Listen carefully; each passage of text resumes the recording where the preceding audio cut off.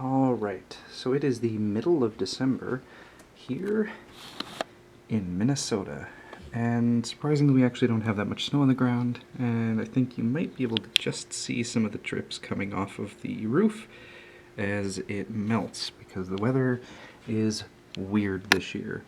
But despite that, it's slightly weirder that I want to talk to you about gardening when the ground is frozen and nothing is growing. But honestly, there is a lot to do in the winter when you're a gardener, if you want there to be. And I'm not talking about having a greenhouse.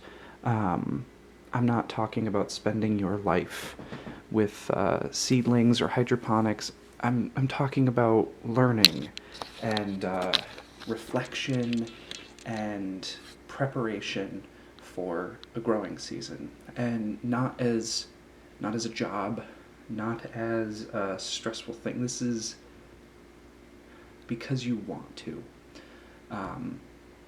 Being able to garden because I want to. I know this is a luxury, but it's something I'm passionate about. It's something that in some form or another I've wanted to do since I was a kid.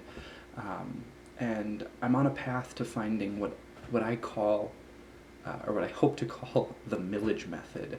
It's a sort of middle of the road between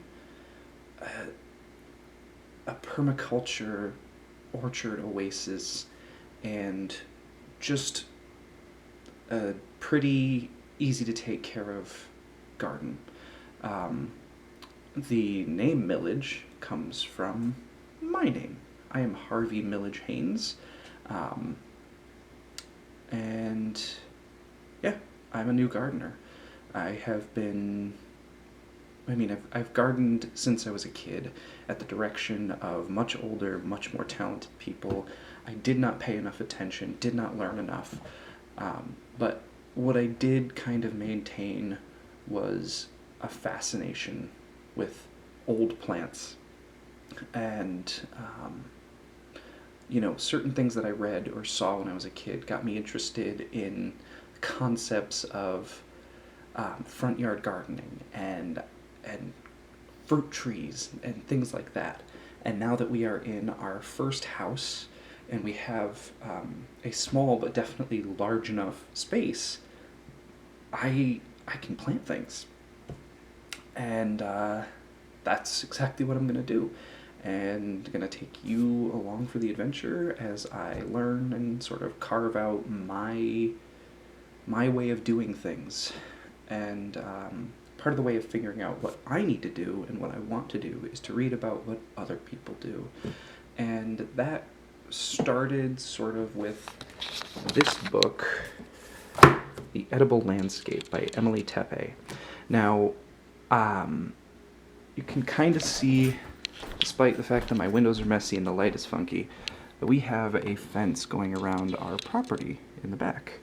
Now, that fence is new. It's about 6 feet tall. We had it put in when we moved in. Actually, it was over this summer, about a year after we moved in, because we have a large, adorable, ridiculous dog, and she needed a place to run around. So when we put that up, I had been doing some research into fruit stuff, and I realized we could grow grapes here in Minnesota, and that was baffling because it was always this sort of like Russian River Valley in California, Tuscan sort of thing where it had to be hot and humid and sultry weather. But it's not. You can grow them in Minnesota. And I poked around on the University of Minnesota Extension page, bought some grapes based on their recommendations, and kept seeing this name, Emily Tepe. And as I learned more about stuff they had on the University of Minnesota Extension page, became more and more familiar with her name, and did a little research, found she had a book, decided to pick it up. The edible landscape is a concept that I am in love with. I wanted plants that could do things, not just be pretty. And I do want plants that can just sit there and be pretty. But, substance is more important than form sometimes. And, when form is nice, it's especially nice if there's some substance too. So bought this book, gave it a read, and was very happy. It is not a permaculture deep dive. It's not about perennial plants per se. It's not about, storing food or how much you need to grow to keep everybody alive. It's not a victory garden book. It's about how to have a pretty garden where you grow produce. And it's awesome. And I did learn from this book, starting out as a gardener with very little understanding of how things work, aside from you need sun, you need water, you need soil. This was great, and it proved to be a nice jumping off point. It's well illustrated. It has some design concepts that I may or may not incorporate. It's comfortably written. It's really easy to read. It's not preachy. It's just great.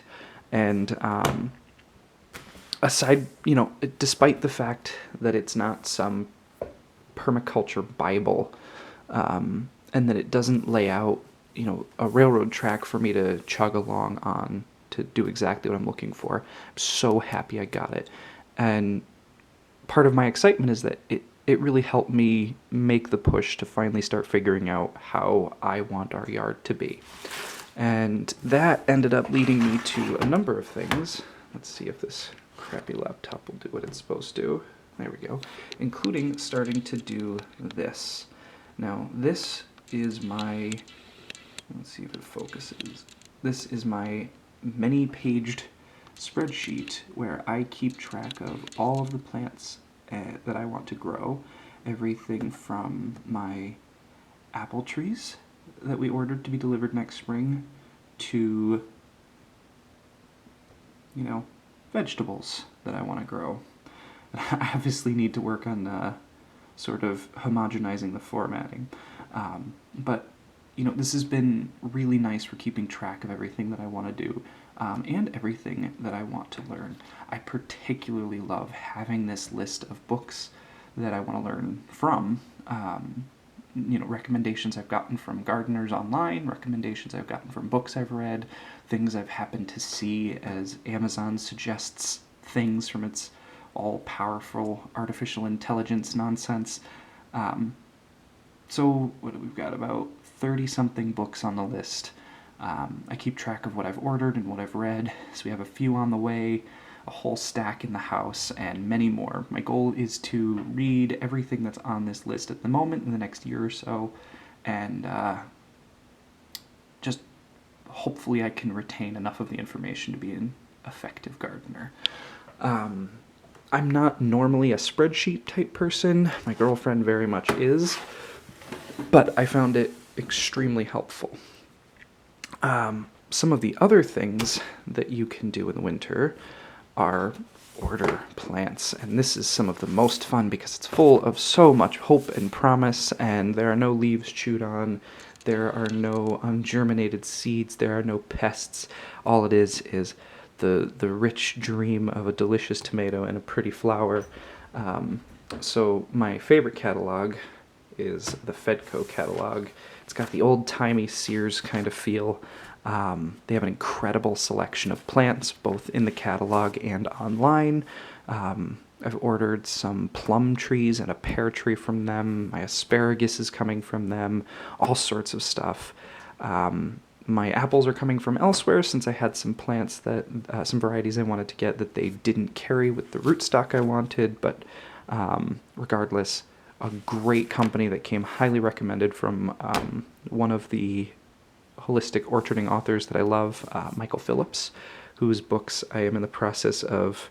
I've read 2 of the 3 he has specifically on gardening. There is a 4th he wrote with his wife about herbalism that I may or may not pick up, but he's a great author, recommended Fedco, and they did not disappoint in selection, and I doubt they're going to disappoint in quality because they just seem awesome. One of my favorite things about this catalog is because it's printed on what amounts to newsprint, you can compost it, and they have instructions for making paper seedling pots out of the pages of this catalog, so it won't go to waste. unlike these shiny printed pages. But still, Baker Creek, which has a website, rareseeds.com, they have a great selection. I've ordered a couple things from them, including some ground cherries, and I think another tomato or two, some things like that. Again, haven't ordered from them before. This is a first for me, but I did appreciate their selection. I was amazed to find out there are multiple kinds of dandelion. I just skipped past that page. They've got great pictures of all their stuff, so you can find some interesting things. They have a lot of heirlooms. Seed Saver Exchange also has tons of heirloom plants, lots of produce, lots of annual stuff. I'm mostly trying to focus on perennial things, but we are going to have a number of annual produces this year, hopefully all of which I can save seed from and continue growing into the future. The last thing to talk about today is a garden journal. Now, I have been trying to keep an actual journal of what we've been doing over the past month. I've been trying to write it, and I am not a novelist. My brain is trying to make me write it like a novel. It's been very poor. So the easier thing to focus on has been sort of an accounting of the garden. Mostly this is full of receipts and literature for things that we have ordered and planted, helping me keep track of the varieties we have, the varieties we've tried, so that in the future if something dies we can find it again, or if there was a tomato we loved and we can't figure out what variety it is, at least we have a selection to pick from. I also, last year, let's see if I can find, last year I used a program called Vector, V-E-C-T-R, that is free, to make this outline of our property. Just went into Google Maps and used the county's plot map to create this outline of our property and block off simple shapes for the house and the deck, and then doodled a whole bunch of stuff to try and figure out this bed that is now actually planted. And there's our fire pit. We have marked out spots for the trees and some things that we might want to do.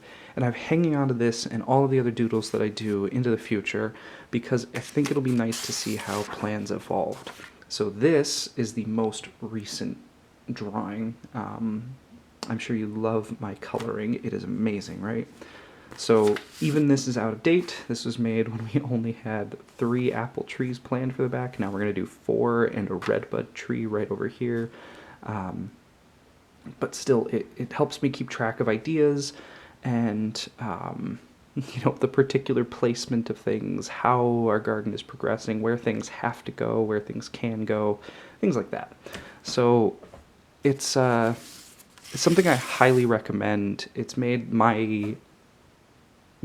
explaining things and discussing concepts with my girlfriend much simpler, and then keeping track of ideas so that I don't forget, oh god, where was I going to put that when my mountain of plants come in spring. I think that's most of what I wanted to talk about today. Eventually we will get to books, and particular books. I'll try and give each one of them their own video, or, books that go together might get their grouped videos. So these 2 by Michael Phillips, and the third one that I read of his that my girlfriend's mom currently has, those will probably all get lumped together. They are amazing. I haven't read the organic mushroom farming book yet. That is from the same publisher, Chelsea Green. Actually, I think all of these are Chelsea Green books.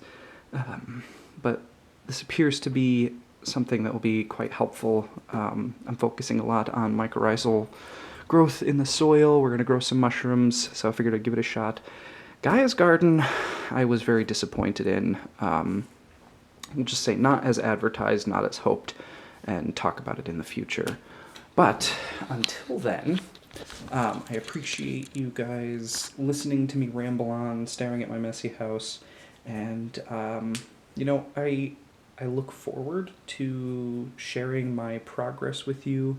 I particularly love some of the gardening channels from people who are starting out, back to reality, is one of my favorites, if not my favorite gardening channel on YouTube.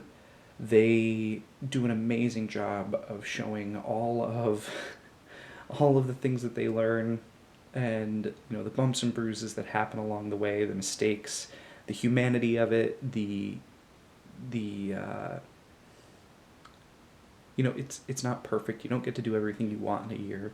You make mistakes, and I personally believe that students can be amazing teachers, and so somebody who is stumbling their way along a pretty good path can teach you what to do and what not to do, sometimes in a more understandable fashion than somebody who has been doing it perfectly for decades. And obviously, well educated and experienced people are amazing teachers. I am not knocking the established gardeners out there. I hope to become one day. Simply, I just, as a person who learns well watching other people make mistakes, I hope you guys learn well watching me make mine.